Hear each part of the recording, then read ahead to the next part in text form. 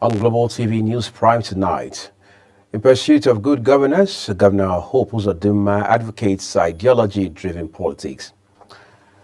Zamfara State government denies claim of funding bandits' engagements in mining activities. In business, Senator Oluremi Tinubu empowers 1,000 women with 50 million naira in Zamfara. And on the foreign scene, Kenya Interior Minister says could don't fire injury to whole country. Hello and welcome to all our viewers in Nigeria and around the world to News Prime on Global Television, coming to you live from the nation's capital, Abuja. Uyi Agumofwebe. A quick reminder that Global Television is on DSTV, channel 365 and free to air on Nightcomsat. Tonight, we'll begin by telling you President Bola Tinubu says the Economic Community of West African States, ECOWAS, is committed to upholding good governance and combating terrorism. He stated this in Beijing, China, while addressing a high-level meeting on peace and security at the 2024 Forum on China-Africa Cooperation. President Tinubu reiterated Nigeria's commitment to promoting peace and security across West Africa, commending China's contributions to Africa's development through initiatives like the Belt and Road, as well as Forum on China-Africa Cooperation. President Tinubu highlighted the importance of confronting the roots of conflicts such as poverty, inequality, and social injustice, emphasizing that true peace is not just the absence of war, but the presence of justice, equity, economic opportunity, and human security. And back home, Imo State's Governor and Chairman, Progressive Governors Forum, Hope Uzodinma, has advocated a political ideology to sustain democracy in Nigeria. Governor Uzodinma made the call at the unveiling of the Progressive Institute of the All Progressives Congress in Abuja. He says the Progressive Institute will play a critical role in analyzing policy proposals. Kekelomo Okere was there for Global Television. Officials of the All Progressive Congress, led by National Chairman of the party, Abdullahi Ganduje, arrived the venue for formal unveiling of the Progressive Institute. The Imo State Governor and the Chairman Progressive Governors Forum, Hope Uzodinma, says the institute will promote social justice and equality, dismantling the barriers of discrimination that have held back the nation. They added that the institute will serve as the political umpire that will ensure elected and appointed public officers from APC are constantly on track concerning adherence to progressive ideology of the party. We are not just opening doors to a new building. We are opening our minds to new thinking and the new possibilities for our beloved nation. This institute represents our commitment to turning progressive concepts into real and better designed as a catalyst for social change. This ensures that our party, the APC, is always in sync with the social dynamics of the Chairman of Progressive Congress, Abdullahi Ganduje, says the institute will serve as a think tank for the party policies as well as intellectual resource center. It will also serve as an intellectual resource center of the APC, which shall carry out research-driven empirical training programs, as well as engage the international community, the non-state sector, and the mass media on the APC mission. The Bishop of Sokoto Catholic Diocese, Right Reverend Matthew Kuka, commended the leadership of APC for establishing the center and advised that politics should not be viewed as a game. See politics as a noble pursuit. To this end, our interest is to help politicians appreciate and value knowledge so that we can make governance a science, not a game of hit and miss. The high point of the event was the unveiling of the Progressive Institute plaque. Kekelomo Okere, Global Television News. Thank you, Kekelomo. Zamfara State government has dismissed the claims circulating that it has provided a large sum of money to some notorious bandits leaders under the pretext of reconciliation and allowing the state government to carry out mining activities. Secretary to the state government, Abubakar Nakwada, made this known while addressing newsmen in Gusau, the state capital. Queen Agaba has the details. Zamfara State has been a hotspot for illegal mining activities, primarily due to its rich deposits of gold and other mineral resources. The illegal mining operations in the region have been linked to several negative consequences, including environmental degradation, loss of government revenue, and a rise in insecurity. The Zamfara State Secretary to the government, while denying the report of engaging in mining activities, reaffirmed its stance on non-negotiating with bandits or any criminal groups in the state, adding that federal government's ban on mining remain a force. Ordinarily, we should have ignored this, like we have ignored many other fabricated lies aimed at distracting this government from its commitment to rescuing and rebuilding Zamfara State. The Attorney General of Zamfara State and Commissioner for Justice, Abdulaziz Sani, says the state government will take legal action against the mischief makers. Coming to the issue of mining, you, the press, and the members of the public were living witnesses when an executive order was signed banning mining activities. The Zamfara State government is therefore calling on the people of the state to stay united to face the challenges head-on, noting that their collective resolve is the cornerstone of strength and success of the state. For Global Television, Queen Agaba reporting. To turn away from Queen Agaba's report tonight, at least 1,000 women petty traders in Zamfara State have benefited from First Lady Oluremi Tinubu's Renewed Hope Initiative program. Each of the beneficiaries received a cash donation of 50,000 naira under the program with a view to boosting their businesses. The Renewed Hope Initiative is the First Lady's Pet project driven towards economic growth and better life for the women folks. The program targets women operators of small and medium enterprises, especially women petty traders, who are considered to be the backbone of the economy.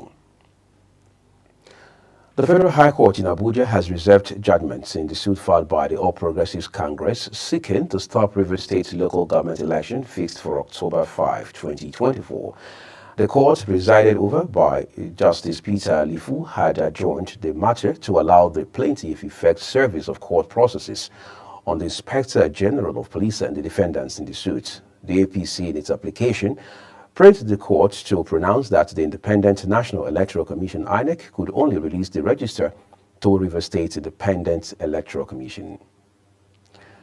The Nigeria Correctional Service says the federal government has increased the feeding allowance for prison inmates. It also disclosed that over 1,000 inmates are currently pursuing university degrees while 6 are studying for PhD. The increase in inmates feeding follows a recent viral video in which inmates at a correctional center in Calabar, Cross River State, complained about inadequate feeding. Minister of Niger Delta, Abubakar Momo, has condemned the gun attack on the governorship candidates of the All Progressives Congress in Edo State's September 12 poll. Senator Monday Okpebolo's campaign train, allegedly by a councillor in Ososo community, Akoko Edo local government area, at the kickoff of the party's Edo North rally. Anthony Momodu reports that gunshots were fired at the convoy as it exited the campaign, leading to a stampede. APC governorship candidate Senator Monday Okpebolo has assured the people and electorate of Edo North of his unwavering commitment to end Edo youth's travails and the lack of basic amenities, as Senator Adams Oshomole and other chieftains of the party called on the electorates to vote out the PDP. To keep Edo united. Edo has never been divided the way it is now today. Our traditional rulers are not respected.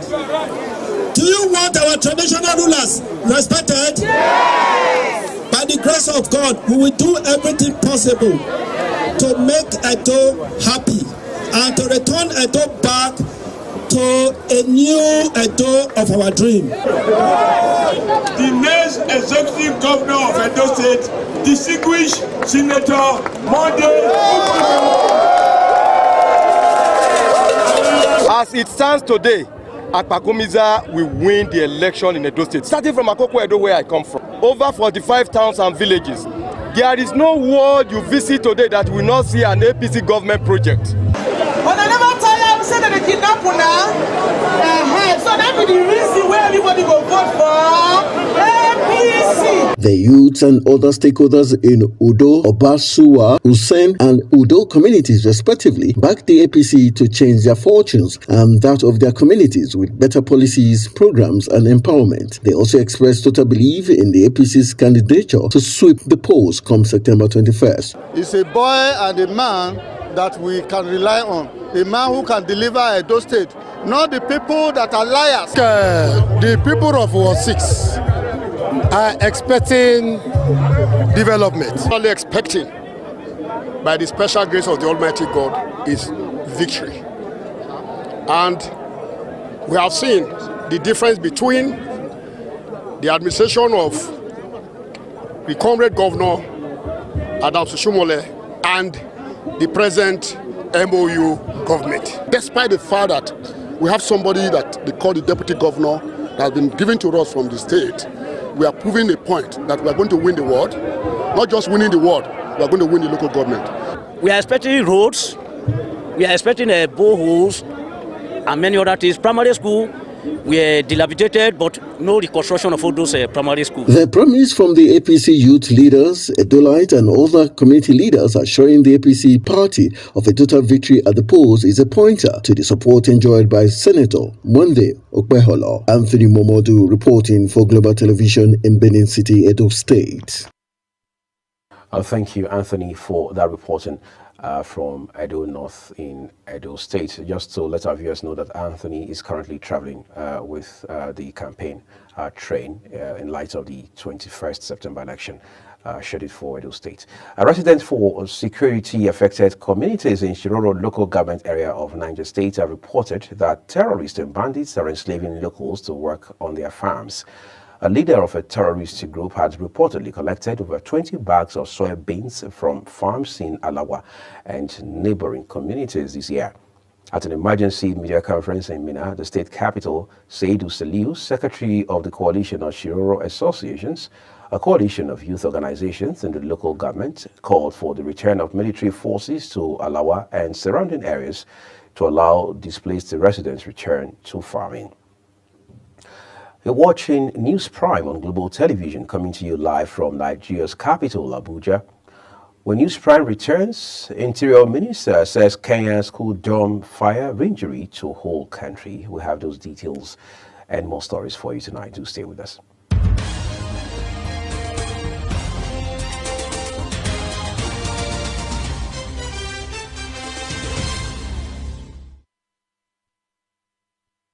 This is Global Television, bringing you a live broadcast of News Prime with Uyi Agbofwegwe. Thank you for your time with us. Now, time to talk business. President Bola Tinubu has commended the flourishing economic partnership between Africa and China, which he says has seen trade between both countries reach an estimated $280 billion. The Nigerian leader was speaking during the opening ceremony of the 2024 summits of the Forum on China-Africa Cooperation taking place in Beijing, China. Sharon Ajay has details. President Bola Ahmed Tinubu says despite global challenges, the partnership has remained firm. He emphasized the importance of maintaining the momentum in order to deepen the partnership for the mutual benefit of both regions. One of the highlights of this collaboration has been the flourishing economic partnership. Trade between Africa and China has grown exponentially, reaching an estimated $280 billion. These impressive figures speak volumes about the strength of our economic relationship. Leaders and their entourage from across Africa has flown into Beijing since Saturday, keeping President Xi Jinping busy with bilateral meetings all week. Sharon Ajay reporting for Global TV News. Thank you, Sharon. As Nigerians eagerly await the release of premium motor spirits, popularly called petrol, from the $20 billion Dangote Petroleum Refinery, The Nigeria National Petroleum Company Limited, NNPCL, says it will lift the product from the plant on September 15, but outlined factors that would determine its price. It said foreign exchange rates and market forces would influence the cost of petrol, stressing that the market had been deregulated. This came as oil marketers declared that about 2,000 tankers were still waiting to load the product at various depots of the National Oil Company in Lagos, Warri, and Port Harcourt. Embattled former governor of the Central Bank of Nigeria, Godwin Emefiele, has filed applications to challenge the forfeiture of his assets to the federal government by court. Since his removal from office, the Federal High Court, through the Economic and Financial Crimes Commission, EFCC, has obtained a series of court orders forfeiting Emefiele's funds and landed assets. The latest of such forfeiture order was obtained by the EFCC on August 12, 2024, when Justice Akintayo Aluko ordered the interim forfeiture of $2.04 million and several properties connected to the former CBN governor. Minister of State for Petroleum Resources, Heineken Lokpobiri, has stated that the availability of supply of petrol prices will result in the stability of prices across the country. The minister made this statement while addressing State House correspondents following a meeting with Vice President Kashif Shettima. Lokpobiri noted that the industry had been deregulated and the government is no longer setting prices. The spokesperson for the Nigeria Customs Service, Abdullahi Mewada, says the service collected 277.5 billion naira in import duties for the month of August. Mewada shared this information during the monthly press conference organized by the Strategic Communication Interagency Policy Committee, which was hosted by the service in Abuja. He further highlighted that the service also collected 15.8 billion naira in excise duties, reinforcing its commitment to optimizing revenue generation. Away from Nigeria now, at least 17 young children were killed in a fire that ripped through their primary school dormitory in central Kenya overnight, with initial reports indicating it was overcrowded. Police say the blaze in Hillside and Arasha Academy in Nyeri County broke out at around midnight, engulfing rooms where more than 150 children were sleeping.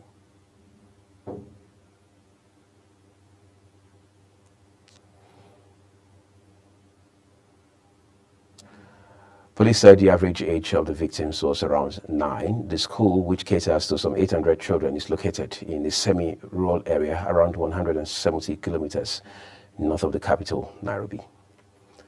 Apparently a sad story there. Elsewhere, Hamas has called on the United States to exert real pressure on Israel to reach a Gaza ceasefire agreement, as Prime Minister Benjamin Netanyahu says there is no deal in the making.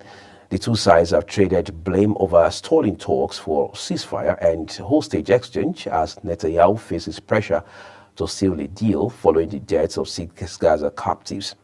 Hamas's Qatar-based lead negotiator, Khalil Al-Hayya, called on the United States to exert real pressure on Netanyahu and his government and abandon their blind bias towards Israel. Millions of Brazilians, including the president, have flocked to social media platforms such as Threads or Blue Sky, where Portuguese has become the most spoken language in the few days since Elon Musk's X was shut down in the country. Access to the social network, formerly known as Twitter, was blocked on Saturday amid a standoff between Musk and Brazilian Supreme Court Judge Alexandre de Moraes, who has made it his mission to crack down on disinformation.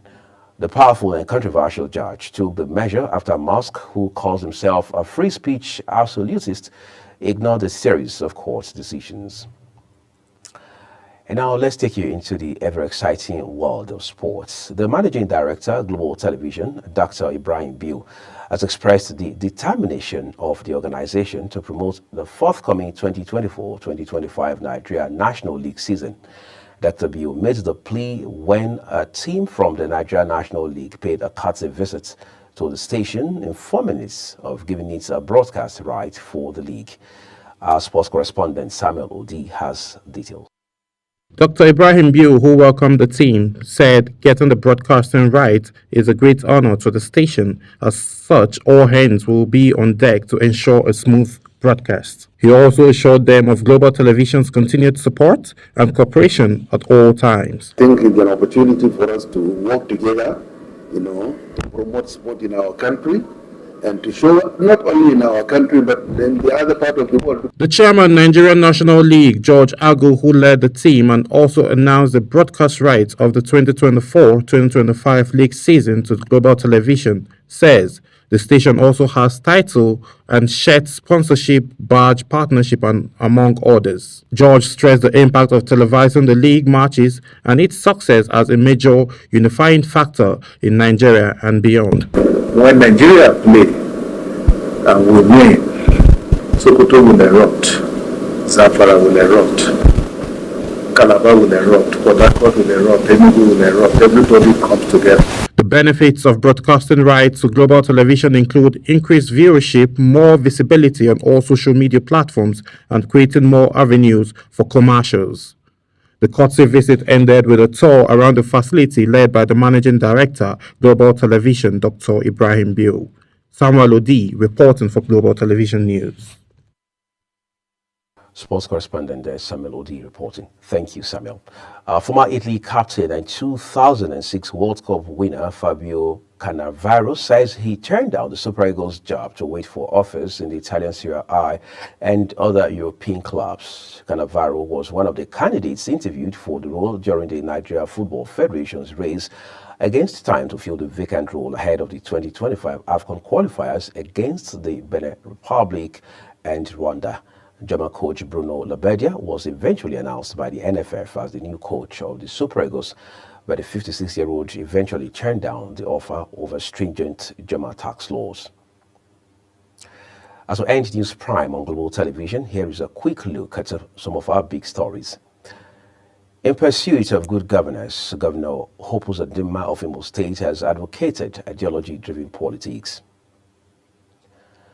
Zamfara State government has debunked claims of funding bandits and denied engagement in mining activities. In business, Senator Oluremi Tinubu has empowered 1,000 women with 50 million naira each in Zamfara. And on the foreign scene, we told you, Kenya Interior Minister says school don't fire injury to whole country. And that's all we have for you on News Prime tonight. And it came to you live from Nigeria's capital, Abuja.